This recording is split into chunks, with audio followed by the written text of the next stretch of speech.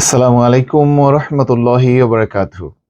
আলহামদুলিল্লাহি রাব্বিল আলামিন। আসসালাতু ওয়াসসালামু আলা সাইয়্যিদিল আমবিয়াই ওয়াল মুরসালিন ওয়া আলা আলিহি ওয়া সাহবিহি আজমাইন। রাব্বি ইশরাহ লি সাদরি ওয়া ইয়াসসির লি আমরি ওয়াহলুল উকদাতাম মিন লিসানি ইয়াফকাহু কওলি। আমিন ইয়া রাব্বাল আলামিন। সম্মানিত দর্শক মণ্ডলী, আপনাদের সবাইকে স্বাগত জানাচ্ছি কোরআনুল কারীমের পঞ্চম পারার সারমর্মে। আমাদের সময় মাত্র ৫ মিনিট, চলুন আমরা চলে যাই সরাসরি সারমর্মে। চতুর্থ নম্বর পারাটি সূরা আন-নিসার ২৪ আয়াত থেকে ১৪৭ নম্বর আয়াত পর্যন্ত বিস্তৃত। এতে পরিবার, সমাজ, ন্যায় বিচার, রাষ্ট্রনীতি, জিহাদ, মুনাফিকদের স্বরূপ এবং আহলে কিতাবদের ব্যাপারে গুরুত্বপূর্ণ নির্দেশনা আল্লাহ রাব্বুল আলামিন দিয়েছেন। এক নম্বরে যে বিষয়বস্তু নিয়ে আল্লাহ তাআলা আলাপ করেছেন তা হচ্ছে বিবাহ এবং পারিবারিক বিধান। অংশে বিবাহ সম্পর্কিত বিভিন্ন হুকুম দেওয়া হয়েছে।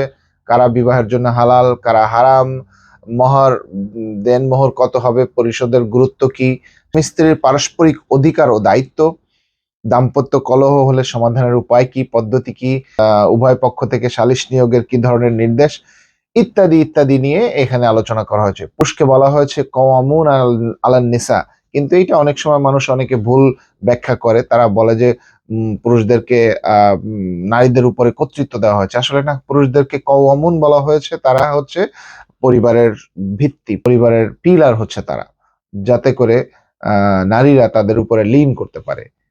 তাদের উপরে দায়িত্বটা বেশি দেওয়া হয়েছে। এখানে পরিবারকে সমাজের ভিত্তি হিসেবে তুলে ধরা হয়েছে। ২ নম্বরের যে বিষয়টি এখানে আলোচনা করা হয়েছে তা হচ্ছে সামাজিক ন্যায় বিচার ও মানবিকতা। আল্লাহর ইবাদতের পাশাপাশি মানুষের অধিকার আদায়ের উপর জোর দেওয়া হয়েছে। পিতামাতা, আত্মীয়-স্বজন, এতিম, মিসকিন, প্রতিবেশী, মুসাফির ও অধীনস্থদের প্রতি সদাচরণ করতে বলা হয়েছে। অহংকার এবং কৃপণতার যে নিন্দা এখানে করা হয়েছে। যারা লোক দেখানো ইবাদত করে তাদের সতর্ক করা হয়েছে। ৩ নম্বরে যে বিষয়টির দিকে এখানে গুরুত্ব দেওয়া হয়েছে তা হচ্ছে সালাত, পবিত্রতা এবং যুদ্ধ অবস্থায় সালাতের কি নির্দেশনা। নেশাগ্রস্ত অবস্থায় সালাত আদায় করা নিষিদ্ধ।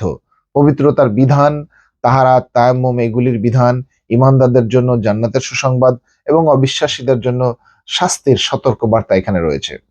৪ নম্বরে যে বিষয়ের অবতারণা করা হয়েছে তা হচ্ছে আনুগত্য এবং নেতৃত্ব। এখানে অত্যন্ত গুরুত্বপূর্ণ নির্দেশনা আল্লাহ তাআলা দিয়েছেন। আমানত যথাযথভাবে আদায় করতে বলা হয়েছে। বিচার করতে হবে ন্যায়সঙ্গতভাবে।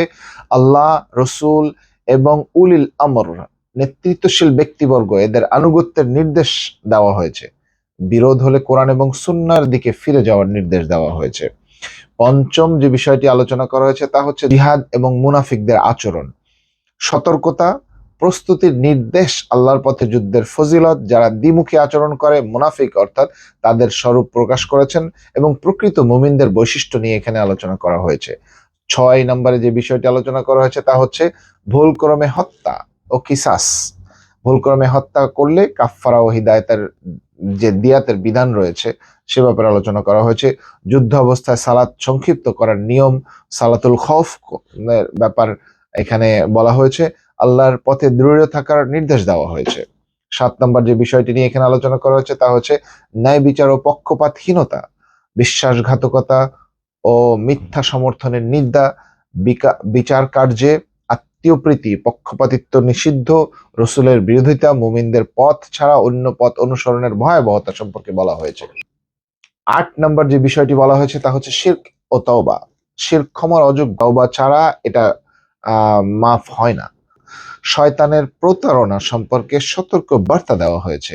ঈমান ও সৎকর্মের প্রতিদান জান্নাত, এটা বলা হয়েছে। এবং ৯ নম্বর যে বিষয়টি আলোচনা করা হয়েছে তা হচ্ছে নারী অধিকার ও পারিবারিক সমাধান। নারীদের অধিকার রক্ষা করা, বহু বিবাহে ন্যায় বিচারের শর্ত, দাম্পত্য সম্পর্ক রক্ষায় আপসহীন মীমাংসার গুরুত্ব দেওয়া হয়েছে। ১০ নম্বর যে বিষয়টি আলোচনা করা হয়েছে তা হচ্ছে ন্যায় বিচারের দৃঢ়তা, মুনাফিকদের পরিণতি নিয়ে। নিজের বা আত্মীয়দের বিরুদ্ধে হলেও ন্যায় প্রতিষ্ঠার নির্দেশ দেওয়া হয়েছে। মুনাফিকদের দ্বিধাগ্রস্ত অবস্থার সমালোচনা করা হয়েছে। যারা তওবা করে, সংশোধন করে, তাদের জন্য রহমতের দরজা সবসময় খোলা রয়েছে। তো দর্শক মন্ডলী, পঞ্চম পারার যে সামগ্রিক মূল শিক্ষা রয়েছে তা হচ্ছে পরিবার ও সমাজে ন্যায় বিচার প্রতিষ্ঠা অপরিহার্য। ইবাদতের পাশাপাশি মানুষের অধিকার রক্ষা করা ইমানের অংশ। নেতৃত্ব, আনুগত্য কোরআন সুন্নাহ ভিত্তিক হতে হবে। মুনাফিকি, দ্বিমুখী আচরণ ভয়াবহ গুনাহ।